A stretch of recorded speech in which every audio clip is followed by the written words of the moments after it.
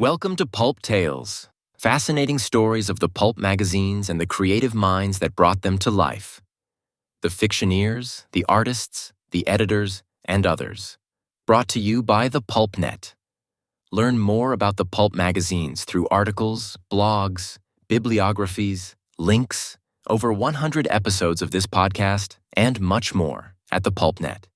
Your link to the pulp magazines for almost 30 years. Online at thepulp.net. I promise you, we're going to mention the Disney Tarzan a few more times, but you're not really going to see anything more of it. I won't put you through that. Because honestly, we would be here for days to go through everything that came from the Disney Tarzan film. Love it, hate it, I got to tell you something. You know, it was keeping the character and the property out there. In this episode of Pulp Tales, author Jim Beard, publisher at Becky Books and co-publisher at Flinch Books, takes a look at how Edgar Rice Burroughs' enduring character, Tarzan, has been marketed for over a century. This presentation was part of ERBFest, held in conjunction with PulpFest 2025. This Pulp Tales was recorded in Pittsburgh on Thursday, August 7th, 2025. Welcome to the Dum Dum, and yes, I'm the Dum Dum who keeps agreeing to do these things. This is actually the third. And you know, he came to me this afternoon and said, Mike, I have a good idea to talk about for next year. Yeah, but it won't be one of these merchandising Don't things. let him whine. So this is actually the third that we've done in this series. I've done The Shadow, and I did Conan, and today we do Tarzan. But there's way more Tarzan stuff through the years. So we got a lot to go through. But I just want to say right off the bat that this is kind of a warning. There is a lot of images of shirtless men in these slides. So if you feel faint, I want to make sure you know where the exits are. There is water out there. But if you faint in here, could someone next to that person help them out of the room? So, like I said, this may be quick. It's more of an overview than anything. There is no possible way that we could, in 45 minutes or less, we could get through all of the Tarzan merchandise. Because let's face facts. Tarzan was a merchandising slut, and we're not gonna cover the novels because you know all that stuff. So, Tarzan, Lord of the Merchandising Jungle. We are going to start with the 800-pound gorilla in the room, which is the films, but there's so much to cover here, so we're going to go through it quick. So, 1918, Tarzan of the Apes, the silent movie with Elmo Lincoln. And this is really interesting. Supposedly that's supposed to be one of the most faithful adaptations, even to this day. I thought that was really interesting. In 1918, there was a sequel that they called it was called The Romance of Tarzan, and then in 1927, The Golden Lion, and that has the really cool fact behind it that Boris Karloff, a young Boris Karloff, was a minor player in the movie. And in that movie, it was played by James Pierce, and I thought this was really interesting too. He turned out to later marry Edgar Rice Burroughs' daughter, so he became Edgar Rice Burroughs' son-in-law. So in 1929, there was the first sound production, and Tarzan was played by Frank Merrill. It said that they didn't like his voice, so it was partly dubbed. And that his voice was unsuitable. I thought that was really interesting. All right, you knew that we had to get to him, Johnny Weissmuller. 1932, Tarzan the Ape Man. Johnny made 12 films up through 1948, and we got a lot of what we know today, the big things that yell, Boy, his son, Cheetah, all of that came out of the Johnny Weissmuller film. There were other films in that era, though, which is really interesting. There was competing Tarzan films, one of them being Buster Crabbe. Okay, so in 1933, there was an actual serialized movie, Tarzan the Fearless, that was 12 chapters. 1935, The New Adventures of Tarzan with Herman Brix. and that was 12 chapters. And that's another one that was considered to be very authentic. And then we get a plethora of Tarzans, and we're going to go through this quick because there's just, this era is just more and more Tarzans than you can shake a vine at. Lex Barker, so we'll start down over there. Lex Barker made 5 Tarzan films from 1949 to 53. Gordon Scott made 6. He's the guy in the middle there at the top. He made 6 Tarzan films, 55 to 60. And then Jack Mahoney, 2. He only did 2, 1962, 63. Then down below here, Mike Henry, 1966 to 68, made 3 Tarzan films, and of course Ron Ely. Kind of a cheat. There were 2 Tarzan films, but they were actually, from what I understand, put together from the TV show. But they were like released later. They weren't released before the TV show, but actually after it got going. And then we make a big jump. So Ron Ely's were in 1970, and we don't really get another Tarzan film until 1981. And yes, of course, Miles O'Keefe. The less said, the better about that. But 1984. We get a little bit better. Christopher Lambert, Greystoke, The Legend of Tarzan, with including some ideas from, and it's very appropriate for this show, Philip Jose Farmer. More modern muscles. We make a kind of a big jump again. 1998, Tarzan and the Lost City with Casper Van Dien in the part. And then 2016, Legend of Tarzan with Alexander Skarsgård and Margot Robbie as Jane in that. And then we jump to Sony's version in 2022. So yes, I did jump one. Yeah, we have to have it up there. I promise you, we're going to mention the Disney Tarzan a few more times, but you're not really going to see anything more of it. I won't put you through that. Because honestly, we would be here for days to go through everything that came from the Disney Tarzan film. Love it, hate it. I got to tell you something. It was keeping the character and the property out there, for whatever you might say about that. The Disney Tarzan also had a few direct-to-video sequels, but we're not going to touch upon those. And a TV series. Well, it gets better. We go to Tarzan on stage. Hold on to that thought. We start really early on with Tarzan on stage, 1921 with Ronald Adair, and then 1976 there was a thing called TZ. And that's T.ZEE, and it was like a rock musical on stage. But it was Tarzan, but they had to call it TZ or whatever. And then 1999, there was Disney had a stage production, basically the movie. Interestingly enough, the apes were played not really in costume. It was, you saw the actor's face. I mean, it was more, the costume was more the body, but they didn't actually have them with ape faces, so you actually got more of the actor coming through the role. Okay, so let's talk about radio. 1932, there was radio production, James H. Pierce. That was 77 episode. It aired 3 times a week, and they were 10 minutes long.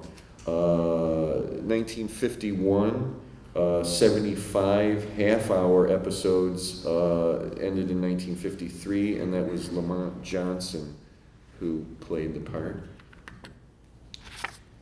And then we jump to the TV shows.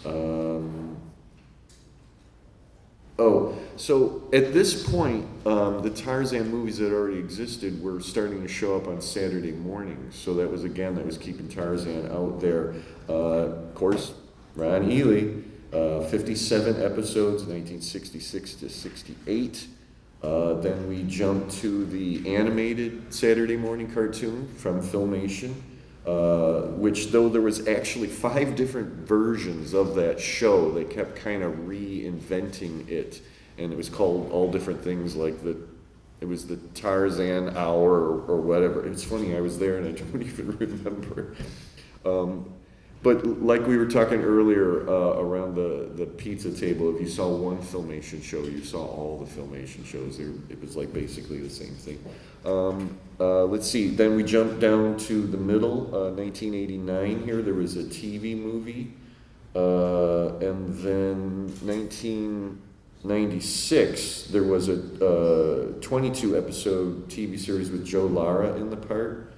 And then in 2003, played by Travis Fimmel. Yeah, Fimmel. Yeah, I wrote that.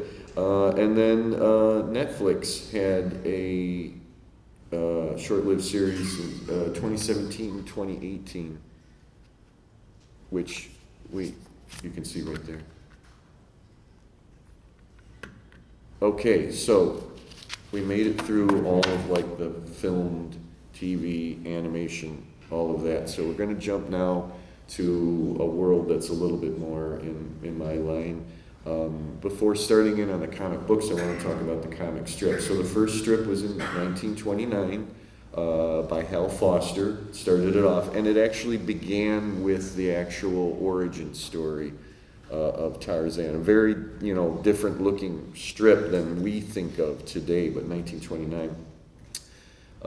In the 60s and 70s, there was the strip drawn by the great Russ Manning of Magnus Robot Fighter fame, or at least that's how I think of him. In the 30s and 40s, Bern Hogarth did a strip. In 2001 to 2002, an artist named Eric Battle. That still actually, or the strip actually continues to this day, but if I'm not mistaken, it's just reprints now. I don't think it's like a new one that I'm aware of. So, literally, Lord of the Comic Book Jungle, because there have been a lot of Tarzan comic books over the years. Right down on the end is really kind of where it began. This was the illustrated Tarzan book #1, and I love it because it's referred to as the story picturized. So in a way, it was kind of like a graphic novel thing. In the middle, the 4-color #134. Before Dell actually did their comic book series with Tarzan as the title, they had a long-running series called 4-color, and like every issue of the comic book was a different theme, concept, character, whatever. So they started off in 1947, 4-color #134, Tarzan and the Devil Ogre, and then 1948 they kicked off Tarzan #1, and that ran for 131 issues, which is a respectable run. And I thought I'd throw these in here. We're talking about pretty much everything here in the States, but there were Tarzan comic books in England. The first one, Tarzan, the Grand Adventure comic album, circa 1950, and then the Tarzan Adventures, 1951-53. That ran for 62 issues. It was reprinting things that already existed, but there was some new material in it. So that's really interesting. The British were actually doing some original material in and around the reprints. Okay, we keep swinging along. So Dell, Gold Key was basically Dell. 1962 to 72, 10 years worth of it, 75 issues, some of those gorgeous painted covers. They also then kicked off Korak, Son of Tarzan series, 1964 to 72. That ran for 45 issues, which is pretty good. I love this. Charlton put out a comic book while the Gold Key one was running because they thought that Tarzan was public domain. So it was the same time of Dell, and they thought, oh yeah, we can do this, no problem. It only ran for 4 issues because they they came under a lawsuit. I think if you want to ask the ERB people a little bit more about the lawsuit thing, we won't go into that. I think they canned it because Johnny Cash said that he had a problem with this image on there, and he didn't want, he didn't agree with that, running around in the jungle with no shirt on. Down on the end there, DC Comics. They continued the numbering from the Gold Key series, which was kind of a weird practice that sometimes happened, but I actually have that. That was 1972. My dad bought that for me, and I wasn't really like a Tarzan fan when I was a little kid, but I love it that I actually have that very first, and it says it's the first DC issue on there. Just to be clear, it's not the first Tarzan ever, that it was just that it was the first one that they did. That featured work by the great Joe Kubert, and what was interesting about that, and I found out while I was doing my research on this, is that England didn't want to use the Kubert stories or reprint them because they didn't like the art. That wasn't like Tarzan to them. It was too weird or whatever, but which is strange because we here pretty much all think of Joe Kubert as like one of the Tarzan artists, but England didn't like it. They also did a Korak series. That was only 13 issues. What happened was there was this big funny movement in the 70s at DC Comics that everything had to become the something family. So they had Batman, but they had to have Batman family comics. They had Superman, and they had to have Superman family comics. They also had a weird thing called Super Team Family, which never made sense to me. So Tarzan had to follow in those same, in that same path. And Korak actually got turned into a book called Tarzan Family, featuring Korak. In the run of the regular Tarzan series, there was also some of the 100-page super spectaculars, which you might get like a new story, but then like several reprints too. That ran for only 7 issues. The actual series, Tarzan, was way more, successful than some of the runoff things. So, Marvel then took over where DC left off. They actually started, they had a regular magazine, which was mostly like articles and puzzles and things like that, called Pizzazz. Anybody remember this? I loved that magazine. It was really great. That's funny because it was published by Marvel, and there's actually an issue with Christopher Reeve as Superman on the cover, and I always loved that Marvel finally got to publish a Superman, issue.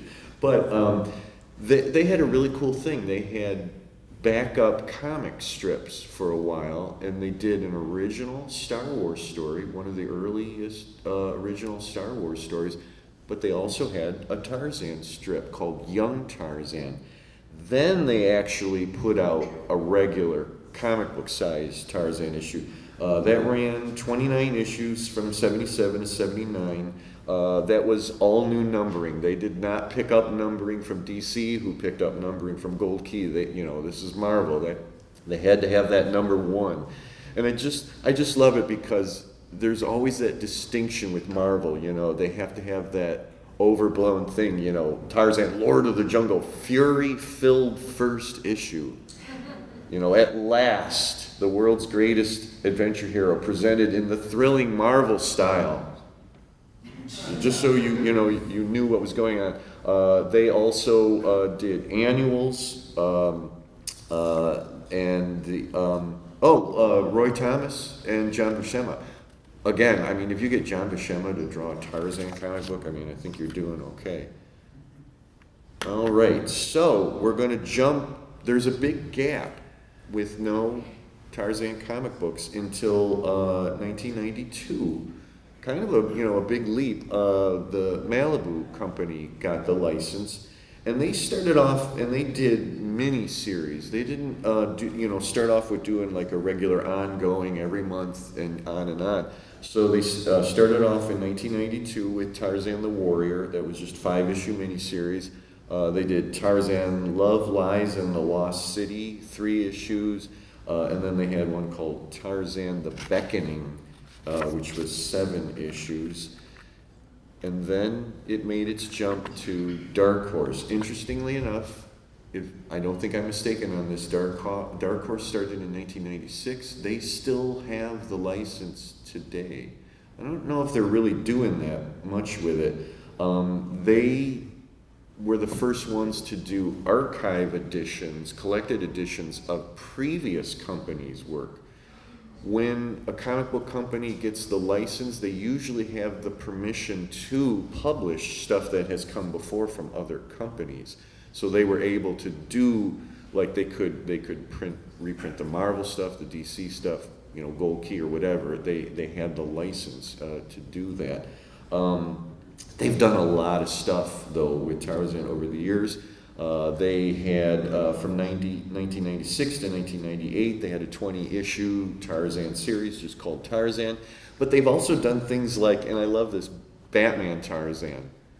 They got permission to do Batman. And I don't know, that kind of makes some sense, but then you have Superman and Tarzan. Batman and Tarzan was literally the character of Tarzan meets the character of Batman. It's everything that you're kind of familiar with those characters.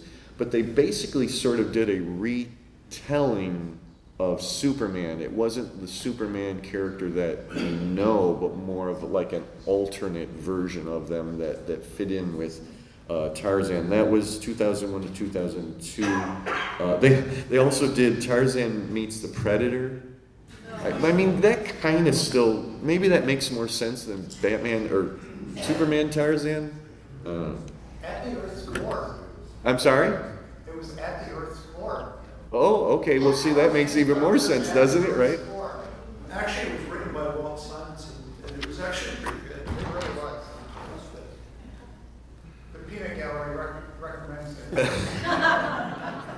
So, like I said, it looks like Dark Horse has had that license for a long, long time. But this is kind of funny. In the same vein of Charlton, except Dynamite knew what they were doing. The company called Dynamite, which is why it's blowing things up. In 2011, they did a comic book called Lord of the Jungle that was, obviously very big on the cover. They were trying to get around things by calling it Lord of the Jungle, but it was a Tarzan book. That was 2011, 15 issues, but they had a lawsuit from the ERB people. And again, you maybe want to ask the ERB people this weekend to tell them more about it. But that didn't stop them. They must have proved that they could do what they did because they did another Lord of the Jungle in 2022 to 2023. Excuse me, I have to that one was licensed. Oh, okay. So the middle one? Yeah. Okay, but not the first one. So, just a quick summary. Yes. There was a lawsuit, there was a settlement, and then we became partners. Thank you, Chris. I love it. Appreciate it. I figured it had to be something like that because they kept going with it. Maybe they just enjoyed lawsuits. I don't know. So middle one, 2022 to 2023, 6 issues. And then they started doing these like mashups too. Now this one makes a lot of sense to me, not Superman Tarzan, but Red Sonja and Tarzan. But they also had ones where he was with Sheena of the Jungle, and again, that probably makes the most sense of all. And they did more things like that. But again, I think they made probably more sense than the other companies. And I just wanted to again throw in there, it's not just limited to the United States and what comic books they're doing. There have been manga versions in Japan of Tarzan. There was Jungle King Tar-chan, Tar-chan, that was actually ran in Weekly Shonen Jump, 88 to 90, and then that became an anime. They actually did an anime of it, and they had something also called, in 1948, kind of jumping back here a little bit, it was called Tarzan's Secret Base. I guess all what's that saying? All our secret base are all, yeah. I guess that counted for Tarzan too. So we're going to jump to like real books now. You know, obviously comic books are not real books, so we're going to jump to real books now. In 2022 or 2021 and 2022, these Tarzan cookbooks came out, but from what I understand, this Jill Hill that is it's like hyphenated. It's probably like a pen name because this Jill Hill, whatever or whoever they are, has all these different cookbooks of all different themes and characters, but they have done 3 Tarzan ones, which I don't know how many. I can't imagine getting one cookbook out of Tarzan, but they have 3 cookbooks. So I don't know if they're just like cobbling it together from Wikipedia entries and publishing them. Then I know that's like a hip thing to do, but maybe that's what that is. I just thought that was funny that they did that. So from cookbooks to coloring books, right? That's a good segue. Oh my God. If we did all the Tarzan coloring books that have ever existed, we would literally be here for days, but I'm just going to run down a couple of them. Now we're going to activity books. Me and my stupid notes. That's Rand McNally down in the end. They did a couple different Tarzan activity books. The Dover people did a sticker activity book. That's 1999. More Rand McNally from the 70s, another activity book in the middle, another Dover sticker book, 1999, and then I love this one, the Viewmasters. Yeah, and there's been more than one Tarzan Viewmasters since 1950s. This one is actually from one of either the movies or the TV shows, but there is one where somebody built these gorgeous dioramas and they photographed them. Viewmasters did a lot of that. There's a G.I. Joe Adventure Team one that I loved from when I was a kid, and they're the most gorgeous dioramas. Well, if you look this one up, they built these just beautiful Tarzan ones. It's really, really something to see. Let Tarzan start your day. Come on, don't you think these titles are clever? I took a lot of time. I don't know if anybody's reading them. I'm not reading them because I figure you can read them. But Aladdin, of course, the Aladdin people did the Lunchbox in 1966. A very big year for merchandising tie-ins. The Batman TV series of 66 did that. So everybody was jumping on, the merchandising bandwagon there. And it's not the first or last time that Tarzan will kind of follow along in the popularity of Batman in 66.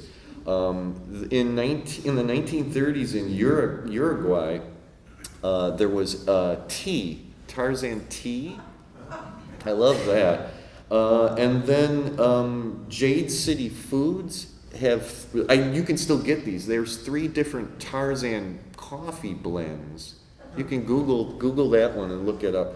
And this one is called Kavuru, which is a medium roast, in case you're wondering. I knew you had to know that. And then down in the end here is actually another coffee tin from Argentina, and I believe that's from the 50s, if I'm not mistaken. It's so, to me, that's really cool that you can, take a character and just adapt it to just about anything, even if it doesn't make any sense.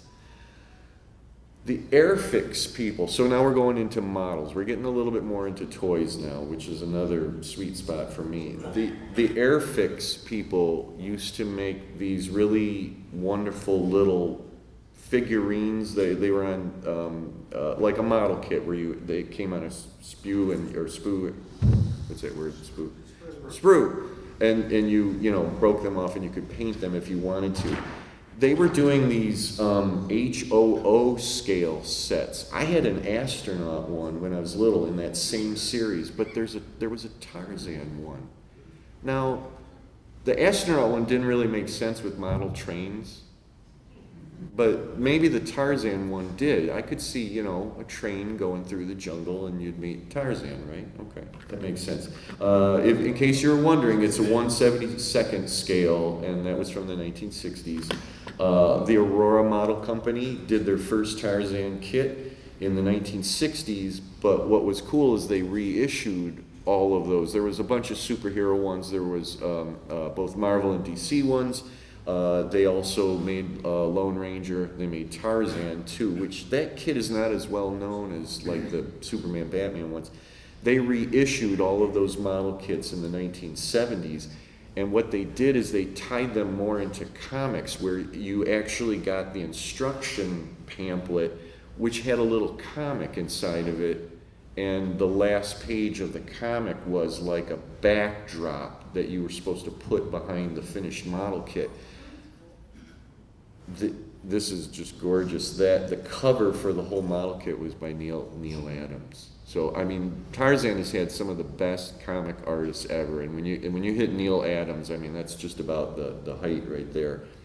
Flash forward to now, and a company called Pegasus Hobbies has a 1/8 scale Tarzan kit. Looks really cool. And then jumping back to Aurora, they did this these little plastic PVC figurines, and it was on a backing thing with a bubble on it that you tore off or whatever.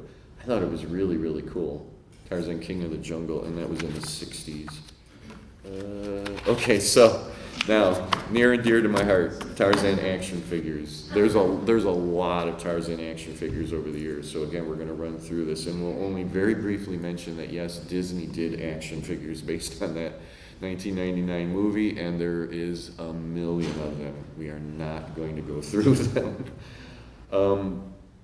One of the earliest Tarzan action figures, 1973, from the Mego Company.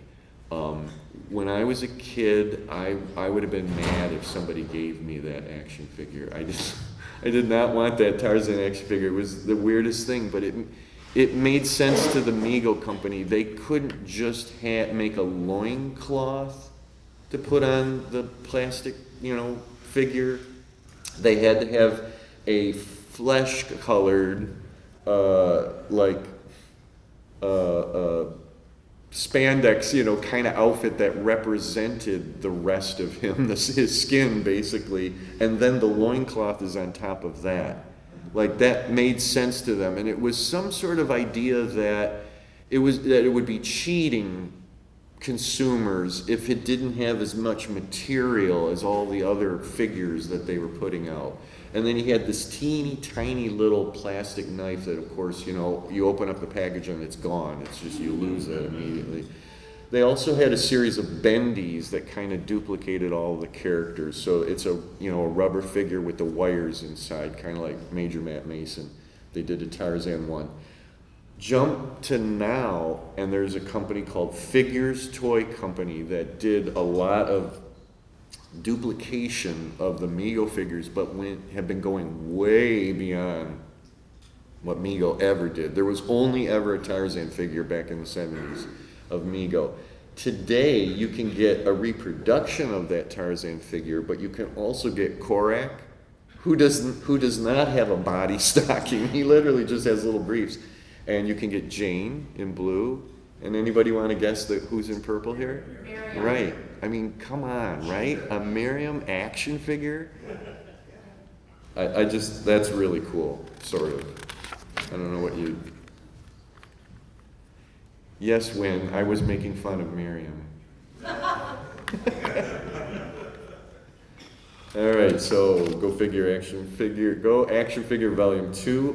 Trendmasters did a really, really fun series in 1995, and I'm showing you the front and the back of it. They had some gorillas, and I think they did Tarzan and young Tarzan, and then here is the young Tarzan and gorilla.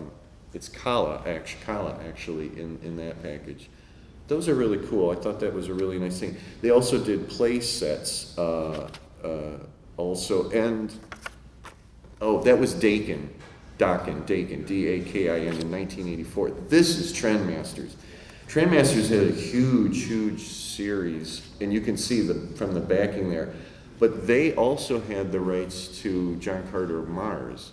So they were making Tarzan figures and John Carter of Mars figures, and then they were kind of mixing them.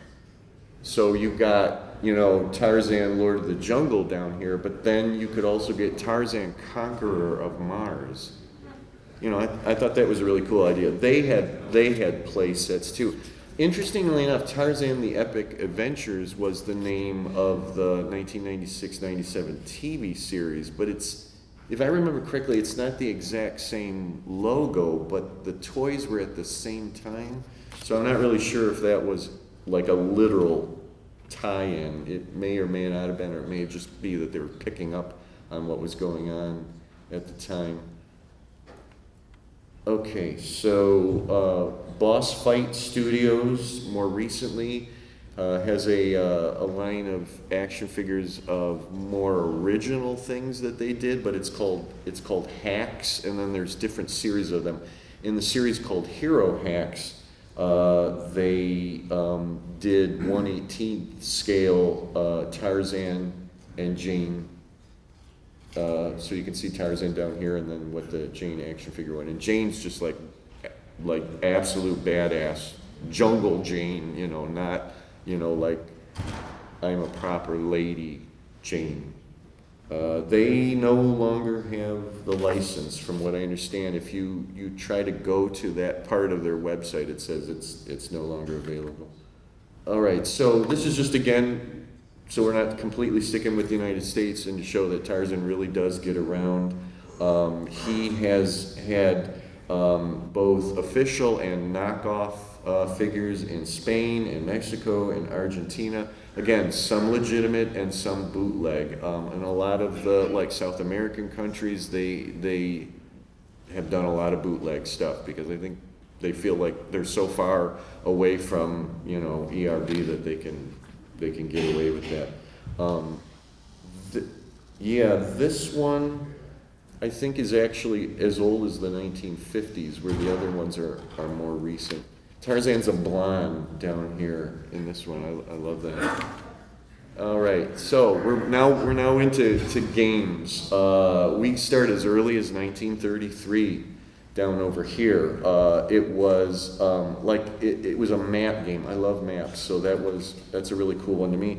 The one in the middle, 1941, and then the Merritt one, 1967, called Tarzan as Animals. I don't know if you can see it. You got to look at Tarzan's face in that illustration. He is having way too much fun, way too much fun in a jungle filled with dangerous animals and swinging from vines and stuff like that, but I guess the kids dug it. Okay, I had to separate this one out because this is when worlds collide for me. So you have Tarzan, but for like the one and only time ever, Tarzan combined with Jack Kirby.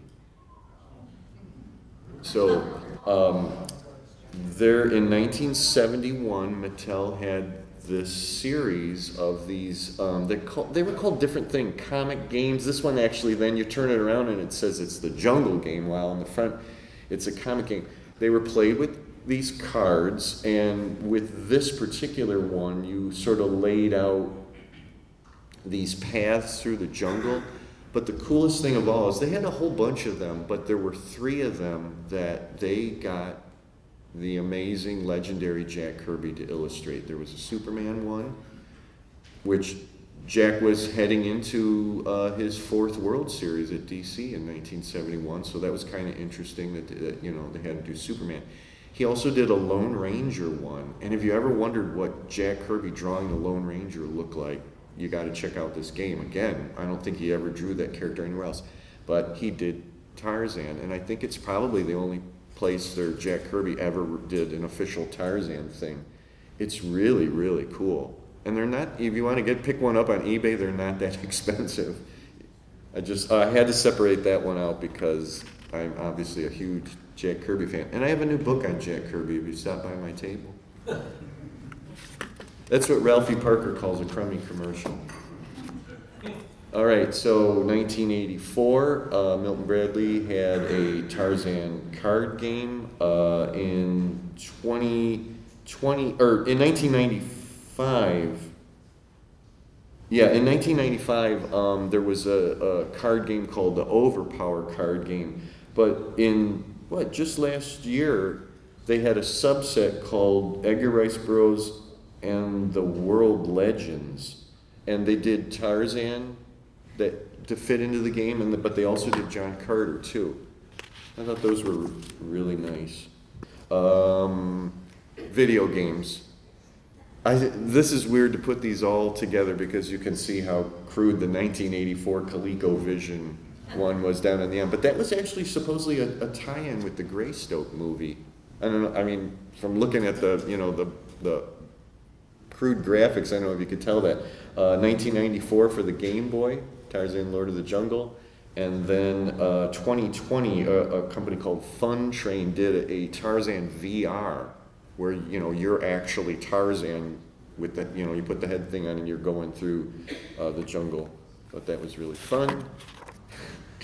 Sorry, I had to do it. Collegeville, 1966, and again, there's that Batman Adam West year, 1966. And typical for Halloween costumes of the day, like the outfit makes no sense whatsoever. It doesn't look like a loincloth or anything like that at all. It actually is a big picture of Tarzan. And of course, the ever popular Ben Cooper's in the 70s for this one. The first mask looks like Elvis Presley, and then this one, I don't know. You have to kind of guess what that looks like. And then flash forward to today. You can actually go online and get this one for everybody out there who wants to, be Tarzan. You can get that beautiful ensemble there. More branching vines. Okay. Talking about 1966 again, and Tarzan was following in the footsteps of Batman. I think we probably all know that there was a beautiful set of Batman trading cards in the 1960s, and illustrated by the fantastic Norman Saunders. Well, I didn't know this until I started researching it. There was a Tarzan series at the same time, and it was set up exactly like those Batman cards, where it was almost like a little mini adventure on each card, and on the back you would get like just a little paragraph to tell you the story of what's going on that card. Now, those are not Saunders' art, but the art is still nice in that. But that was really neat. I had no idea that they did a Tarzan series that was just like the Batman series. We're just gonna start running through things because there's just so many. So this is the 3 C's: cups, color forms, and a clock. And the clock is from Hungary. Yeah. All I have to say is, there at the end here, there will never be a shortage of Tarzan items. I mean, it's just everything and anything. Tarzan socks, a bedspread. Do you want to go to bed with Tarzan? Sorry, it just came right out. Coffee mugs, everything, anything. Jigsaw puzzles, T-shirts, everything and anything. There will never be a shortage of Tarzan items. So that's just an overview. There's just so much stuff out there. And thanks.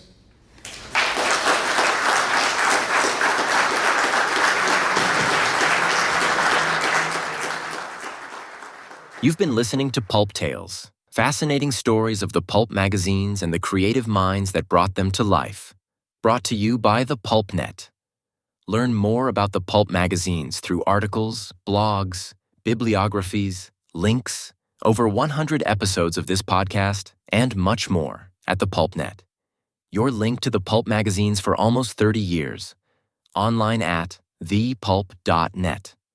Subscribe to Pulp Tales on your favorite podcast platform, or listen to us on the web at the PulpNet. If you enjoy our content, please like us or leave us a review. And tell your fellow pulp fans about Pulp Tales. Thank you for listening, and keep reading the pulps. Pulp Tales is copyright 2025 by William P. Lampkin.